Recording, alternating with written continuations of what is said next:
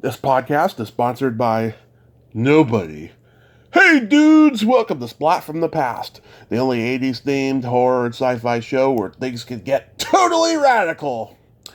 Now today I will be welcoming Andy Cahan.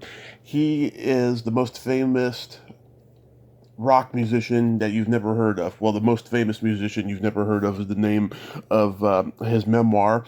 He played with so many great musicians in the past.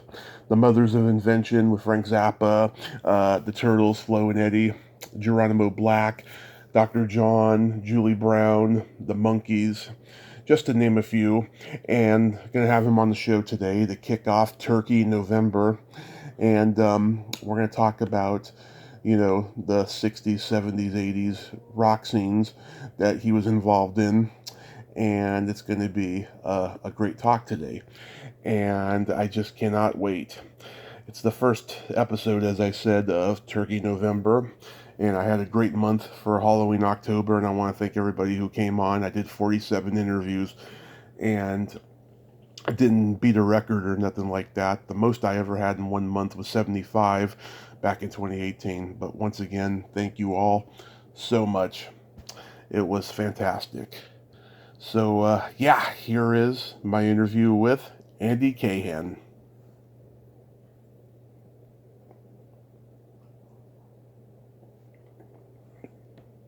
Hello. Hey, Andy, welcome to the show, sir. How are you today? I'm doing terrific. How are you? I am spectacular. It's the day after Halloween, and I can finally breathe. So, did you go trick-or-treating? Didn't trick-or-treat, but I celebrated Halloween all month long, and now I don't have to anymore. All right, that's great. Well, I'm really excited and happy to be on your show. Thank you so much, sir. This is a great honor. So, let's start with your book, The Most Famous Musician You Never Heard of. What made you want to write a memoir? Well, let's see. I'm a pack rat, so I literally saved every calendar from 1960. Every photograph and contract and letter and postcard and sticker and buttons and hats and T-shirts and everything. I saved it all, and I looked at it, about 5 years ago, and I said to myself, I could put a book together. It could be like a rock and roll scrapbook, because I have so many wonderful stories and pictures, and I'm able to remember everything, just by looking at a picture or by looking at the calendar. So it really was a lot of fun building the book. Did you keep it? So you actually kept a journal every day of your life too? Yes, I certainly did. Nice. So every, the week at a glance calendar, I would write down what I had to do and who I was supposed to call, all this stuff. So it's like a journal. It shows me what I did. Yeah. How long did it take to write? It took 4 years. My original concept was to make it a 12 by 12 book, like an album cover from vinyl. Yeah. But that was extremely expensive. And so I ended up self-publishing on Amazon, 8.5 by 11. And I had to reformat 3 or 4 times to fit the specs on Amazon so everything would fit and stuff. And I had to renumber the pages and do all that. But it really came out great.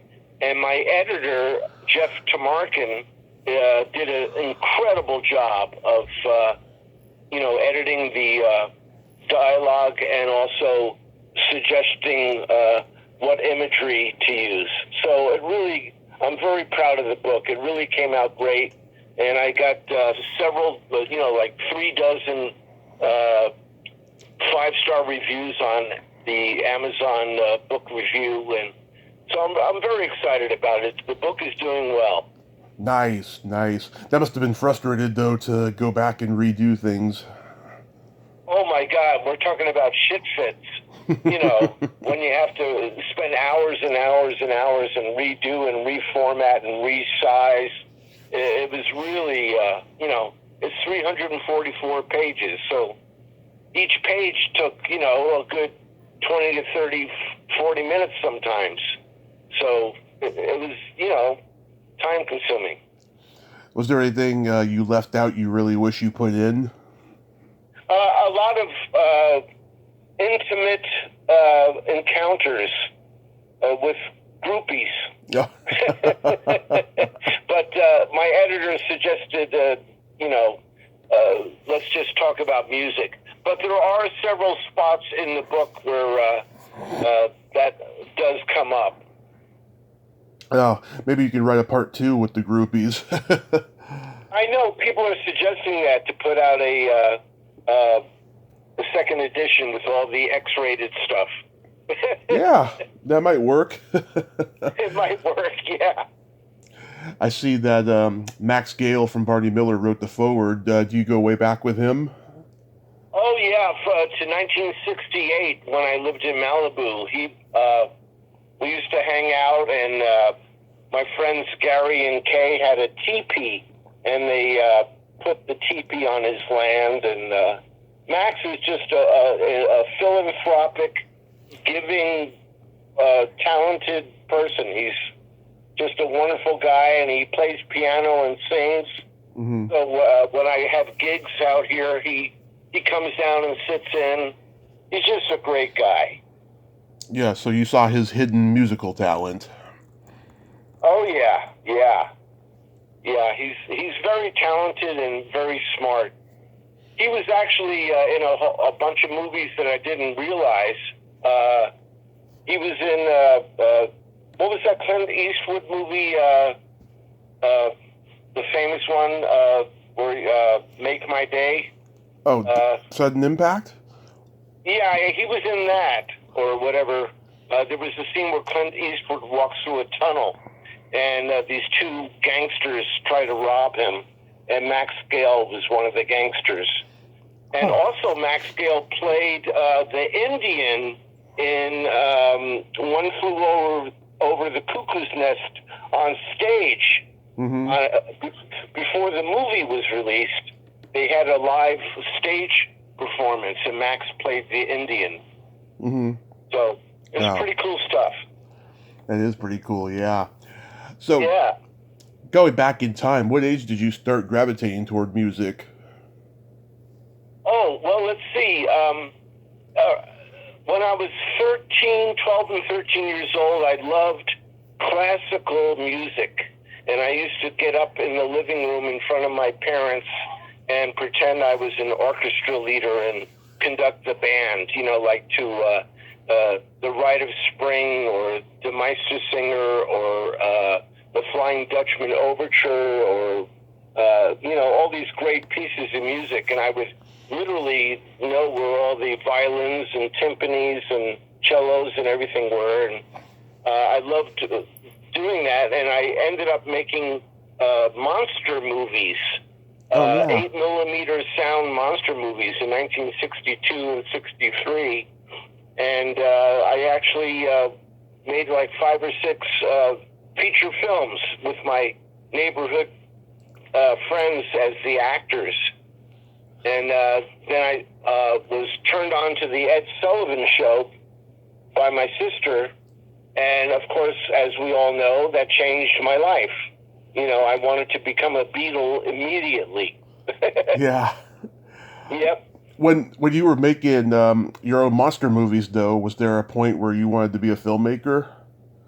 Oh, absolutely. I had my all my equipment, my editing equipment, and you know, back then I had a Wallensack tape recorder and a Kodak Sound 8 projector and a Yashica movie camera that allowed me to rewind the film inside the camera so I can do double exposure or, you know, lap dissolve and all these great little features.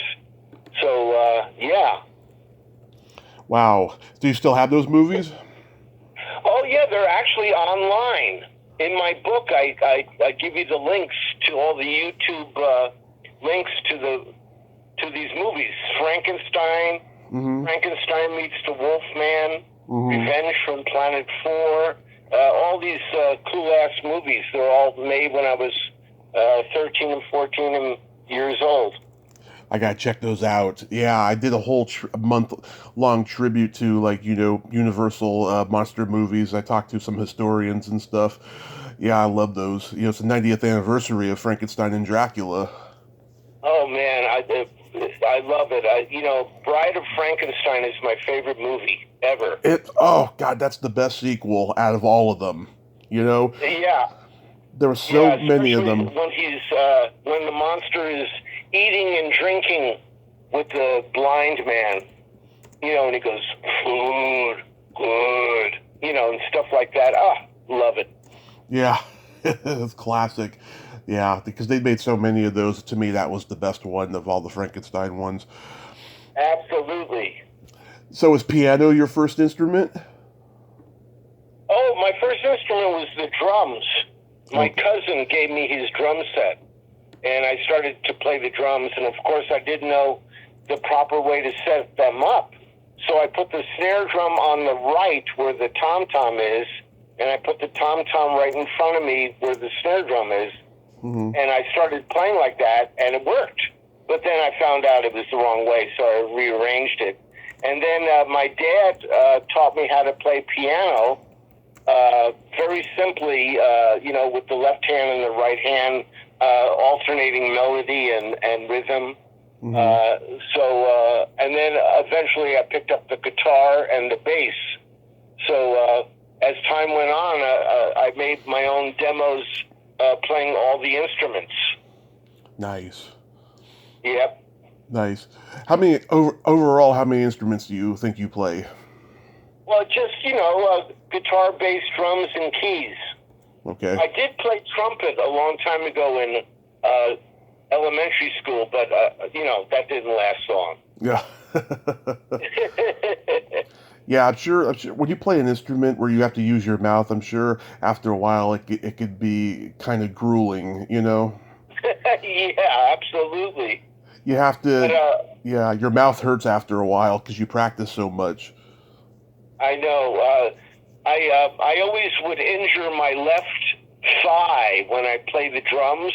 Because when I'm banging on the snare, my fist would hit my thigh, so I'd get this big welt on my thigh from banging on the snare drum.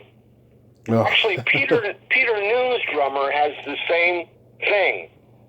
We did a lot of gigs when I was with Flo and Eddie and the Turtles with Peter Noon, and I sat there and talked to the drummer, and I said, I noticed that your left hand is going right down to your leg when you hit the snare drum. Yeah. He says, I got this gigantic bruise on my leg from that. I says, I got the same thing. Kind of funny. Yeah, it is. Do you remember what your first album was? My first album? Yeah, that you ever bought. Yeah. Oh, okay. So the first album was Illegal, Immoral, and Fattening, a Flo and Eddie album on Columbia Records. I guess that was the first album that was official. No, I mean... But I did... I mean the first album you ever bought with your own money, like when you were a kid. Oh, Meet the Beatles. Oh, okay. Meet the Beatles. Yeah.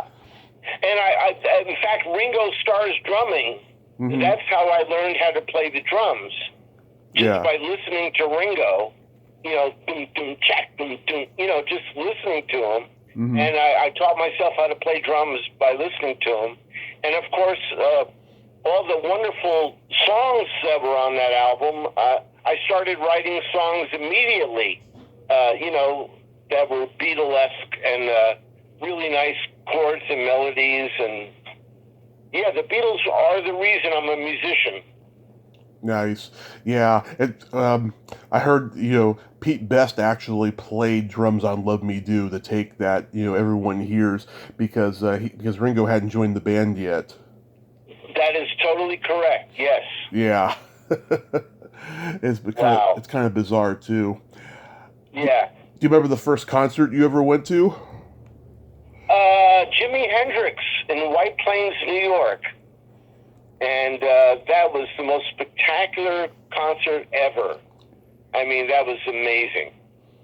And that was 1967 or 8. He just came out. Mm-hmm. Probably 1967 or whatever it was. Yeah, something. When did Hendrix come out? 67? Yeah, 60. Yeah, the first 2 albums came out in 67. Right, that's when I saw him in White Plains, New York, and it blew me away. Is that where you're from, like White Plains, New York? Well, I lived in New Rochelle, New York, which is like a half-an-hour drive to White Plains. Mm-hmm. Yeah, so that was fantastic.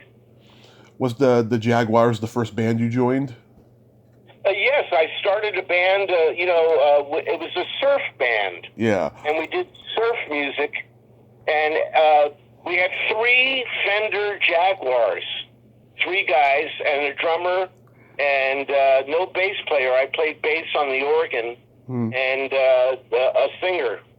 And that was the first band I formed.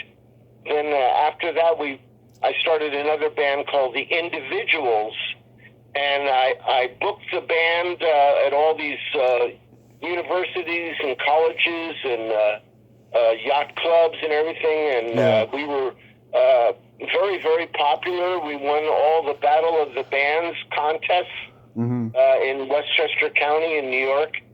So it was really exciting, and we got a lot accomplished. And one of the songs I recorded in a 2-track studio in New Rochelle, New York, was an instrumental called She's Gone Away. And then later in 1980, David Gibson of Moxie Records released it as Johnny Farfisa. Yeah. Because I used a Farfisa organ. And it was like Johnny Rotten. Yeah. So instead of calling it Andy Cahan, they called it Johnny Farfisa. And it actually became a underground cult hit. And it sold out, and actually a band in Belgium performed it live on stage, exactly like the record. And I found it on YouTube, and I contacted the band, and they said, well, can we do an interview with you about Johnny Farfisa? And I said, sure. And Ugly Things magazine did a really nice spread on Johnny Farfisa. And then a record company in Spain called Munster Records released Johnny Farfisa's greatest hits. So it's really a cool little thing to have this 1965 demo that became a garage band cult hit. Yeah, that must have been just a huge honor, I mean, to hear, something that you started, being covered. Oh, yeah, I mean, and they copied it just like the record. It blew me away. I was only 15 years old when I recorded it.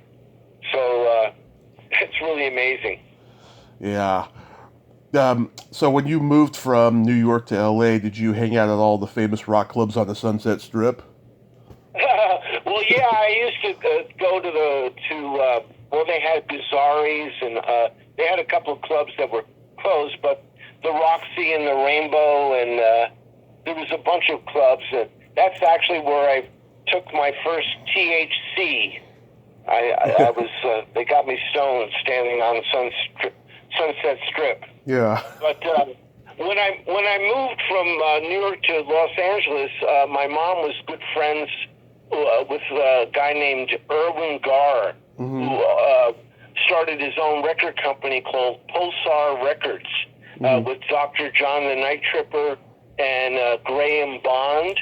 Yeah. Graham Bond was a blues artist, a Hammond B3 and a saxophone from England, and he also brought the Mellotron to the United States. So I used to be a gopher for the record company, do the Xerox and the mail and take photographs of the recording sessions and pick up all the musicians to take them to the recording sessions. Right. So one day, Graham Bond calls me up and he says, Andy, we're doing a jam session at TTG Studios. Bring your harpsichord. I had a Baldwin electric harpsichord going through a Leslie speaker. So I put it in the VW bus and picked up Graham, and we drove to the studio, and I'm setting up my harpsichord, and Mitch Mitchell was setting up his drums, and Lowell George from Little Feat was playing flute, and Jack Cassidy from Jefferson Airplane was on the bass, and Graham was on the Hammond B3, and I felt something very strange, and I turned around and looked, and there was Jimi Hendrix walking in the room with two blonde chicks, one carrying his amp and one carrying his guitar, and he sets up right next to me. So here I am, 20 years old, sitting next to Jimi Hendrix recording the blues for a couple hours. I mean, it blew me away. Was that really amazing? Was that before or obviously that was after you saw him in New York, so... Yes, it was. So that really... I had goosebumps all the time. I was freaking out. Yeah. You know, because I was with all these amazing celebrity icons. That's recording amazing. At 20 years old. It was great. Yeah. They used to call you the one-man wrecking crew, but did you ever try to be an actual member of the wrecking crew? You know, I never knew they existed until way later. Wow. You know, I was in the dark. I never knew about Carol Kay and all these amazing musicians that played on everybody's hit record. I never knew about that until later on.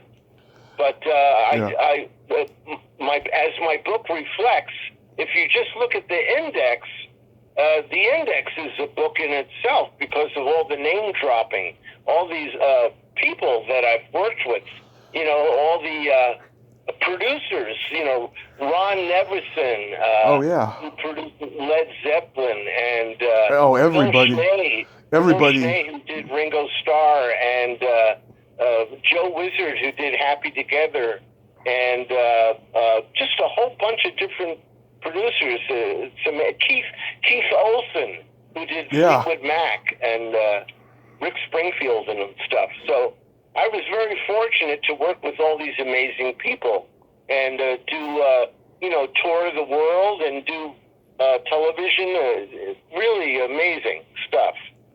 Yeah, it's so ironic how Ron Nevison and Keith Olsen, you know, were the go-to producers for 80s hair metal bands, you know? It's so they're so prolific. They were so prolific at it too. Yes, absolutely. So how do you get involved with the Mothers of Invention? Oh, well, that's very interesting. In Hollywood, at the Musicians Union, there was a guy named Scooby. His name is Frank Sorkin, and he used to get all the musicians, local gigs, and if there wasn't a gig, he would get them to picket in front of the non-union clubs, and they would get like $25 for the day for picketing. But anyhow, he got a phone call from Jimmy Carl Black, the Indian of the group from Zappa, and he says, "Oh, I know this guy Andy, plays harpsichord. He's really cool." So Jimmy Carl Black and Roy Estrada, the bass player with Zappa, came over to my house, and I showed them my original music, and they loved it. And we started a band called Geronimo Black. Right.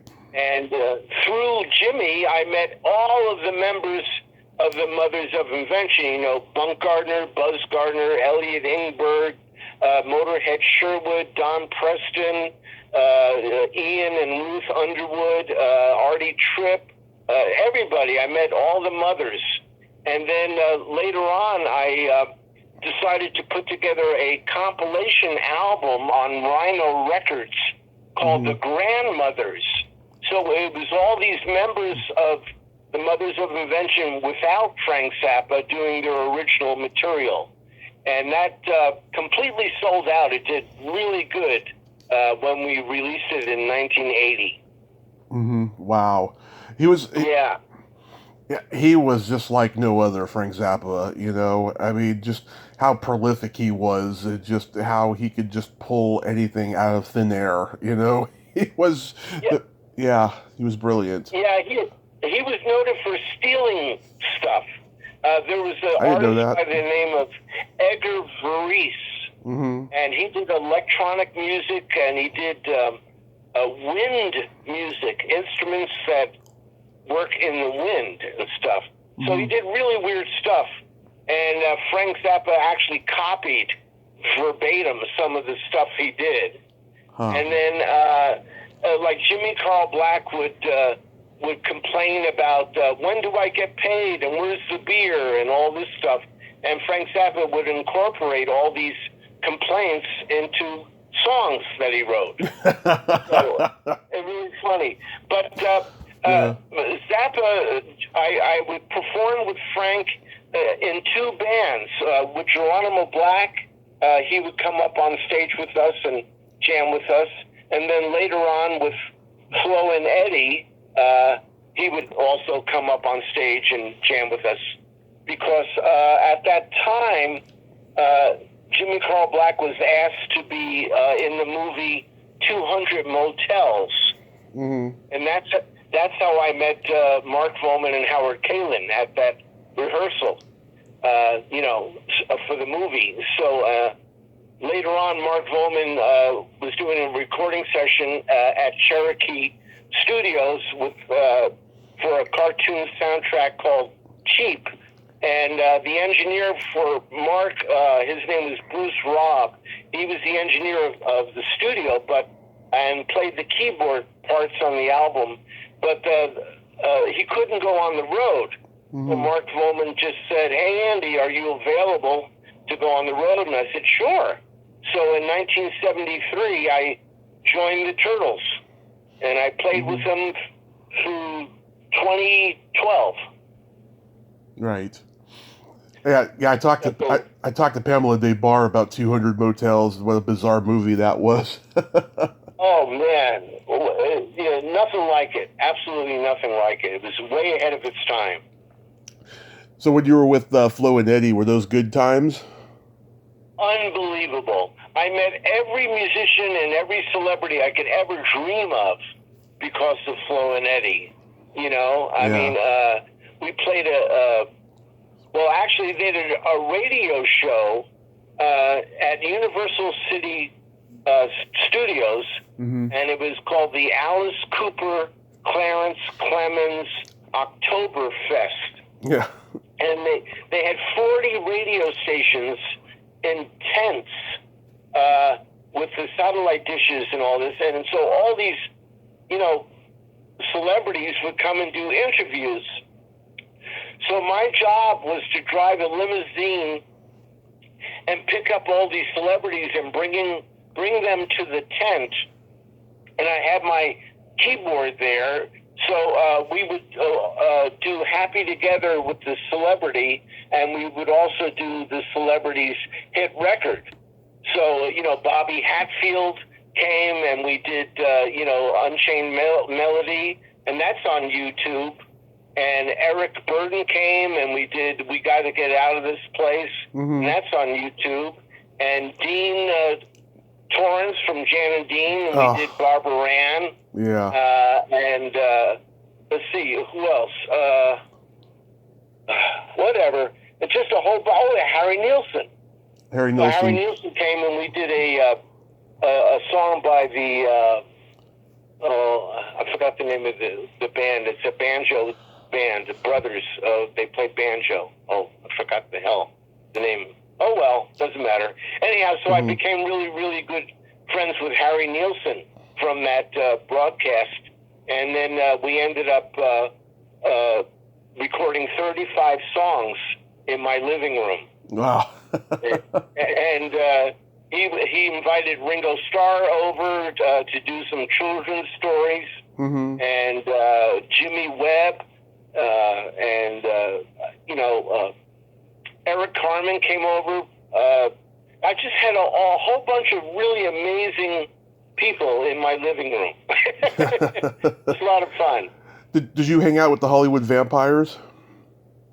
Well, I knew Alice Cooper, through Flo and Eddie, and I didn't hang out with them, but I know about them. Yeah, of course, they're like legendary. Yeah. Yep. Yeah, drinking until you couldn't stand up anymore. Oh, I know. Yeah. And I know that when you were in Flo and Eddie, also you guys did music for '80s cartoons like Strawberry Shortcake and Care Bears and GI Joe. How did that come about? Well, they got offered a deal through Kids Stuff Records to do Strawberry Shortcake. Right. So what we did is I had a Casio, one of the original Casio keyboards. So that was the main instrumentation. And then I contracted the session. I got a drummer and a guitar player and a bass player and stuff, and the harmonica and saxophone and all this stuff.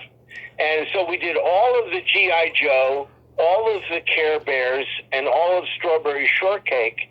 And then my favorite was working with Ray Bolger, the straw man in The Wizard of Oz.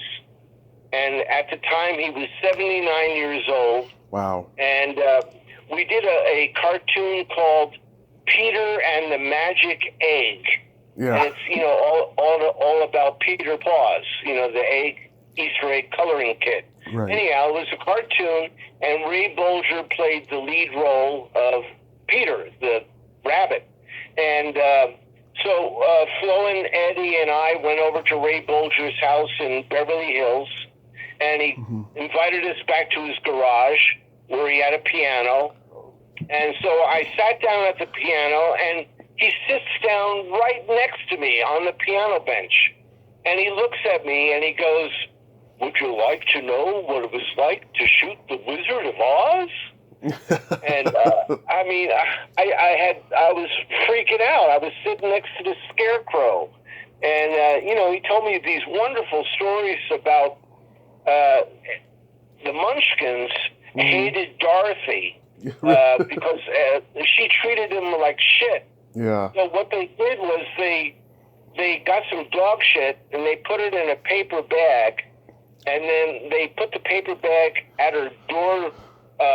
Front door of her trailer and lit it on fire, and then they knocked on her door and ran away, and when she opened up the door, she stomped on the shit bag to put out the fire. Yeah.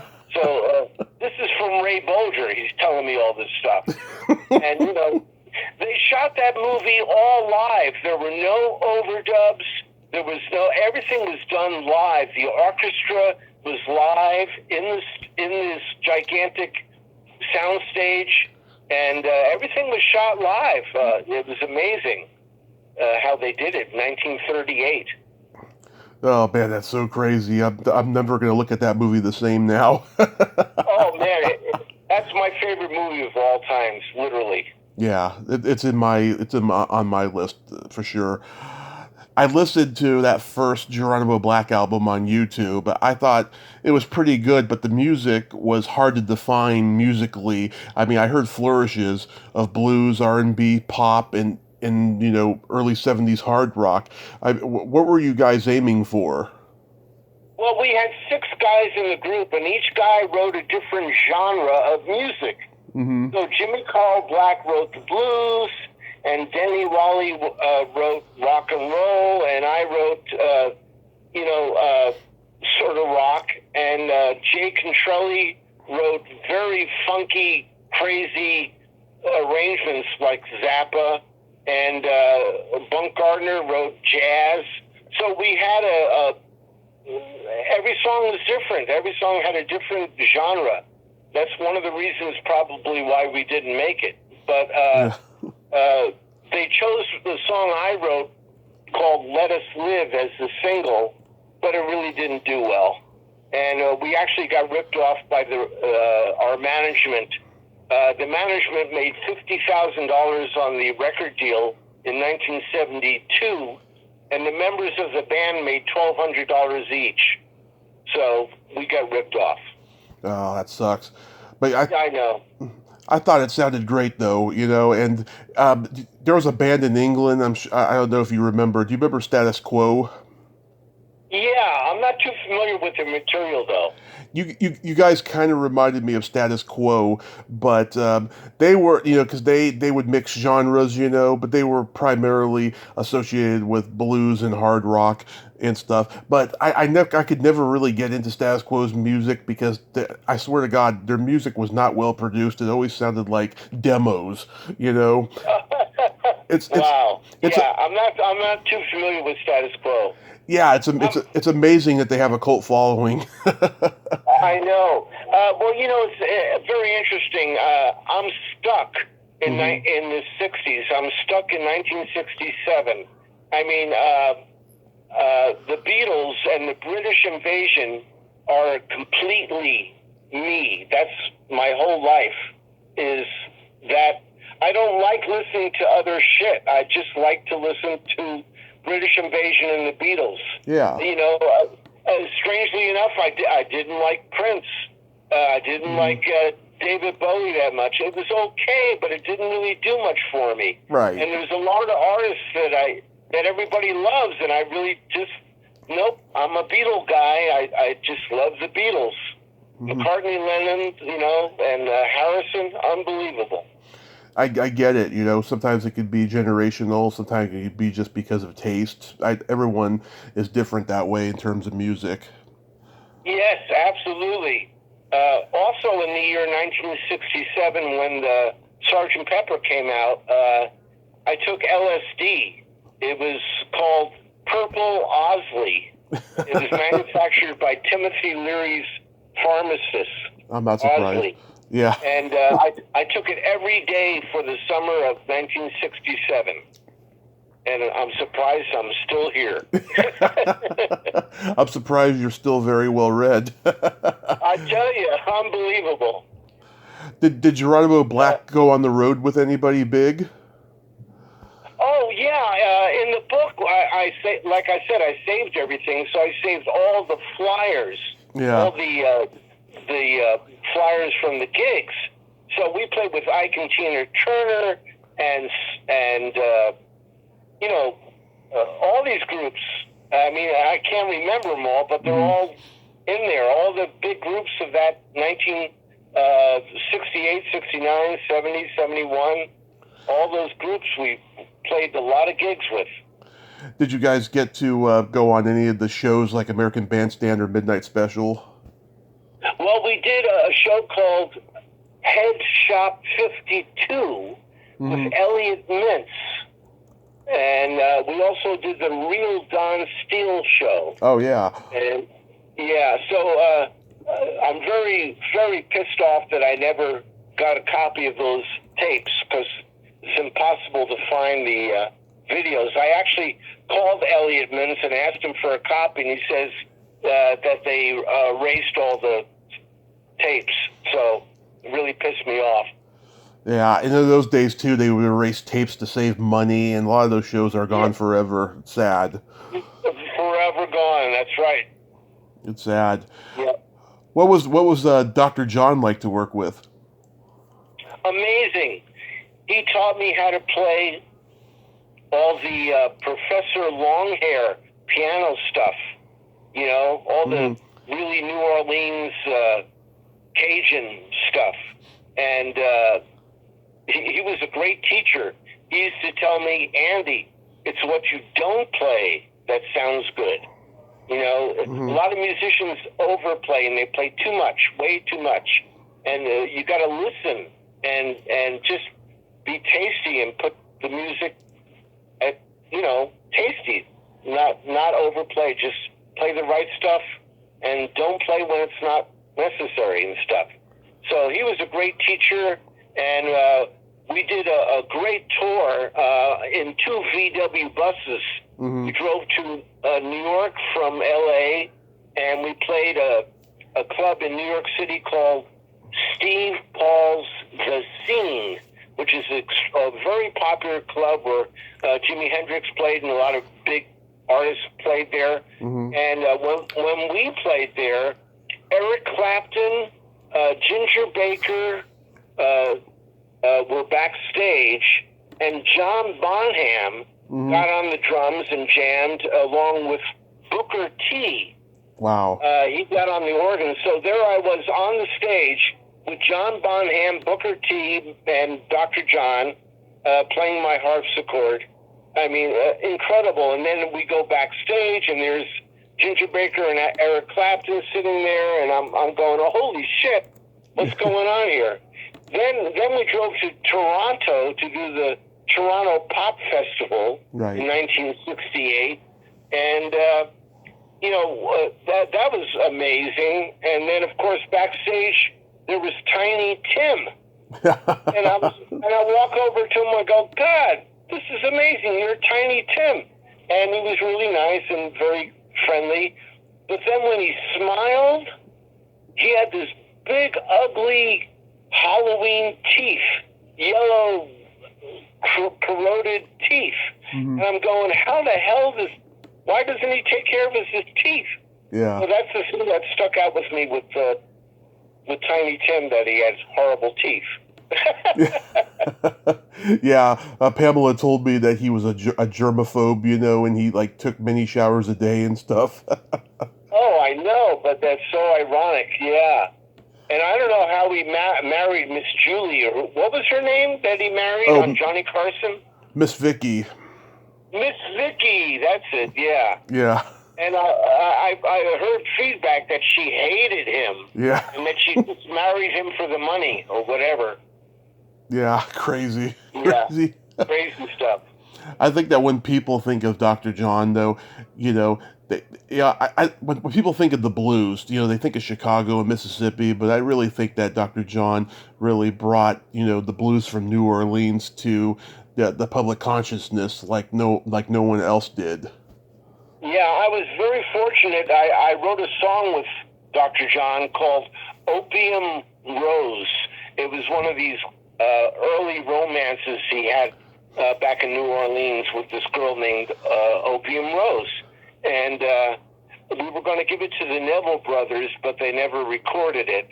So it's on YouTube as a demo, and also a song that Frank Zappa wrote for Jimmy Carl Black called Falling in Love is a Stupid Habit. That's on YouTube.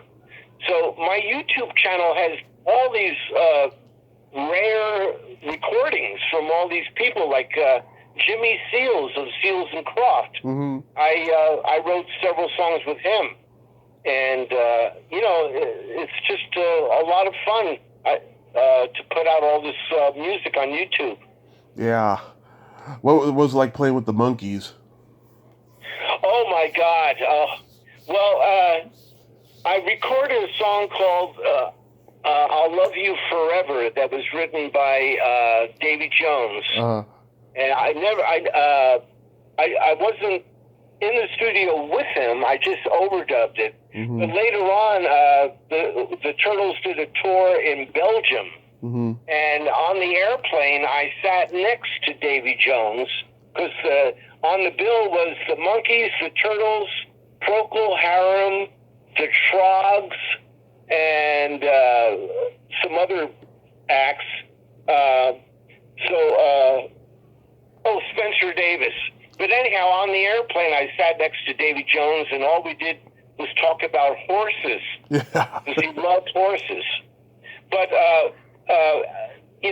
Mickey Dolenz and I, during the day, we decided to take a taxi and go to the red light district of Belgium, downtown Belgium. Yeah. And we walked along these cobblestone streets and looked at all the girls in the windows holding up their fingers to let you know how much money they charge and all that. Yeah. And then we went to a little coffee shop, and I'm sitting there, and I said, Mickey, I'm really curious. What was it like to shoot an episode of The Monkees? And he just plainly said there was no script. It was all impromptu. It was all made up on the spot. Right. They had a outline of what was supposed to happen.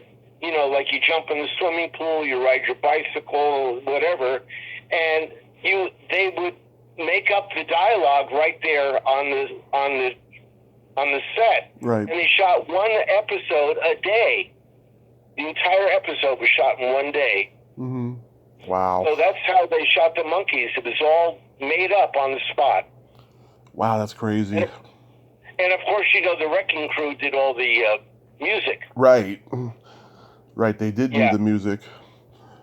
So Mickey and Mickey and Mark and Howard and I were on the Flo and Eddie radio show at that Universal thing, and we did I'm a Believer. Mm-hmm. And I took the original footage from the Monkees YouTube video, and I overdubbed our audio to that footage, and it perfectly synced up.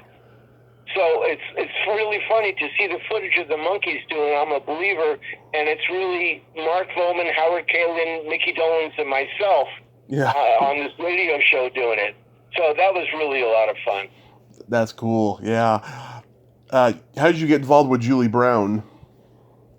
Julie Brown, Mark Volman used to go bowling with Terrence McNally, who was Julie Brown's boyfriend at the time. Mm-hmm. And Julie wrote a song called Homecoming Queen's Got a Gun. Yeah. And she didn't know how to arrange it and put it into a song. She wrote all the lyrics. Mm-hmm. So Mark Volman said, why don't you go over to Andy's house? He'll show you how to arrange it. So she came over, and I literally arranged the entire song for her, you know, with the chords and the arrangement and everything. And they paid me a flat fee, and it became her icon, you know. Mm-hmm. Homecoming Queen's Got a Gun. Yeah. So that was very cool. She was wonderful. She's such a talented lady. Great girl. Very talented, yeah, and a character, too, from what I've been told. Yeah. You did, what was it, a TV commercial with Jack Lemmon and Walter Matthau? Right. That was called the Hereditary Disease Foundation.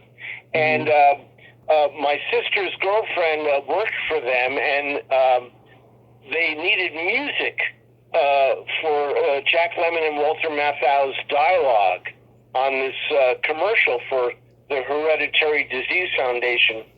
So at the time, I was hanging out with Steve Perry of Journey, and before he joined Journey, and so I got him to come down and sing the harmonies.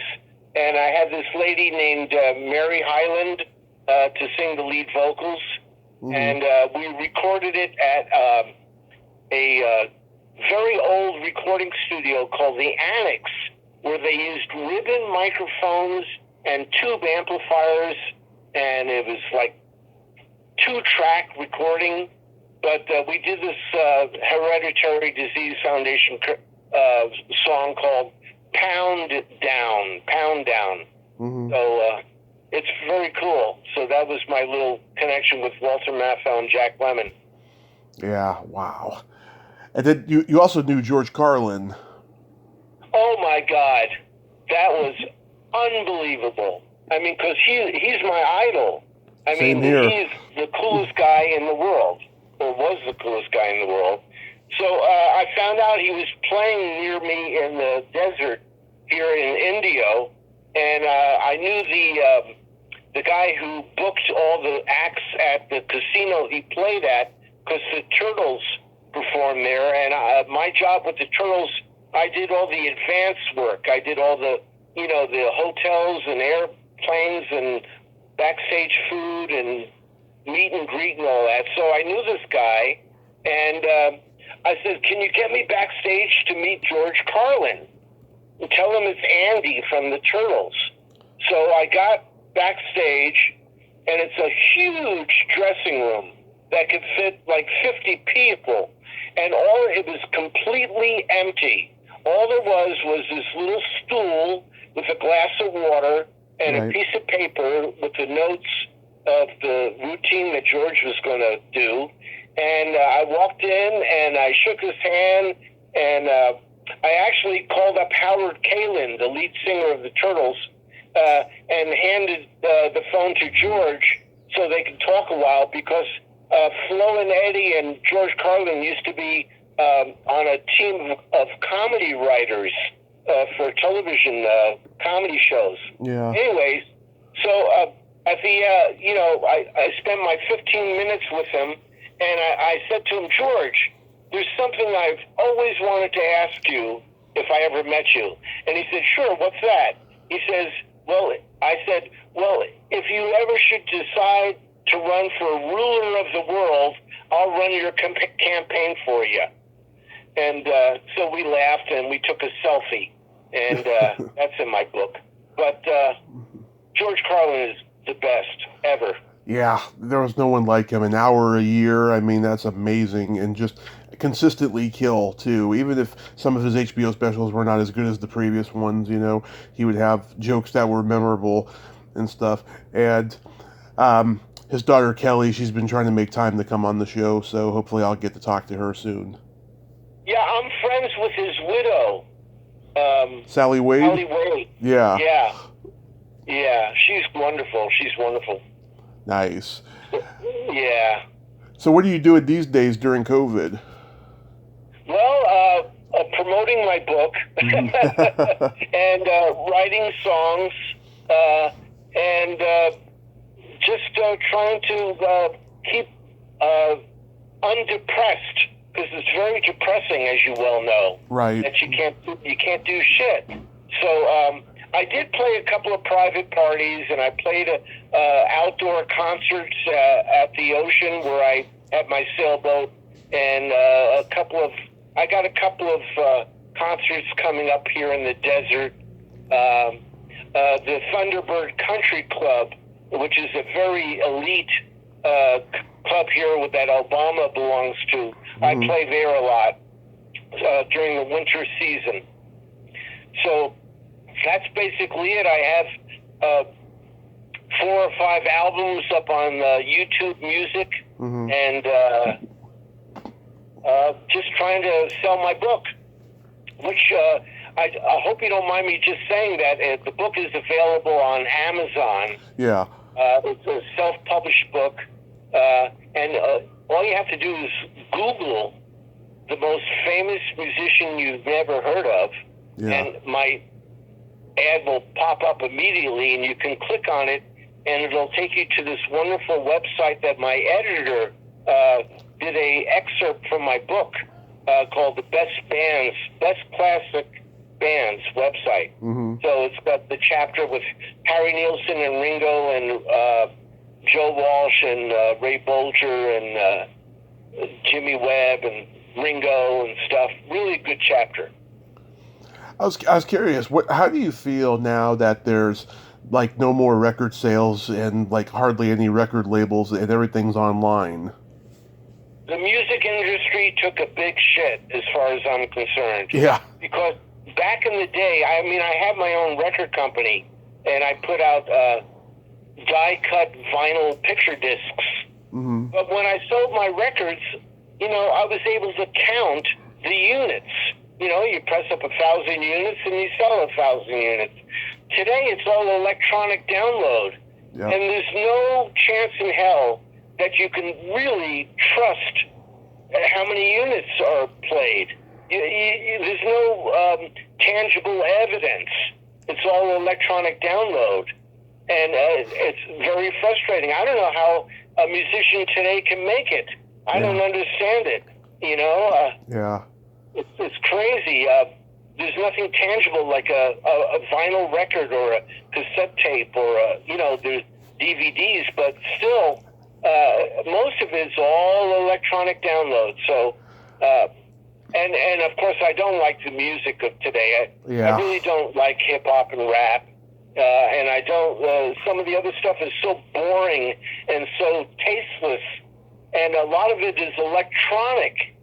And I'm the kind of guy, like Joe Walsh said, and nobody's playing instruments anymore. They're all doing drum machines and synthesizer programming. I like real musicians and real instruments. Yeah. And I also like analog recording. I don't like digital recording because it doesn't capture the warmth and the richness that analog used to capture. So if I ever record, I'd like to go analog, and then in post-production, then go to Pro Tools and do the editing. But the proper way to record is analog, so it's warm and rich and really nice.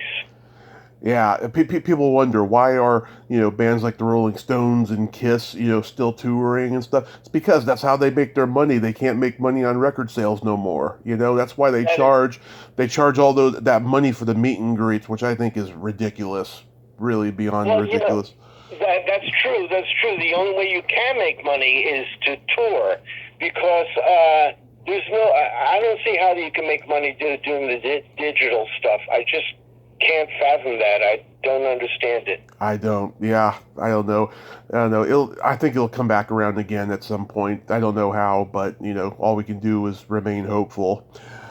Yeah, well, there's still a lot of vinyl junkies. A lot of people like vinyl. So both of my albums on Munster Records are vinyl. The Geronimo Black, which is unreleased recordings from Geronimo Black days, and the Johnny Farfisa. It's a vinyl record. I love vinyl. How did you feel when CD came along? I didn't mind it, but still I was, it didn't have the warmness. When you play a vinyl record on a really good system, it really sounds rich and full. But then when you play a CD, you don't get that same, I can hear the difference. I can definitely tell the difference between digital and analog. Yeah. Well, Eddie, I want to thank you so much for coming on today, and I hope you have a happy holiday season. And after, all this insanity ends, hope you, get to play more shows. Yeah, I definitely would like that. And so I would really enjoy posting this on Facebook and stuff. Oh, yeah, I'll connect with you on Facebook. Awesome. That'd be great. So just one more time to tell everybody, the name of the book is called The Most Famous Musician You've Never Heard of. Right. And if you Google that or go on Amazon, you can buy it on Amazon, or you can order it directly from me autographed. I don't even charge as much as Amazon. Awesome. So those are the two ways you can get the book. Awesome. Well, you have yourself a great day, and please stay safe. Well, you too, and thank you so very much. I really appreciate it. My pleasure. Okay, you have a great one, and thanks again. You too. Bye-bye. Okay, bye-bye. Well, there you have it. Andy Cahan. Ain't he a cool dude? Nice guy, passionate about his music. The Most Famous Musician You've Never Heard of is available on Amazon and on Andy's website. Go check it out. I certainly will. Well, until next time, this is Tommy Throwback Kovac saying, there's no shame in living in the past, because the present sucks. Later, dudes.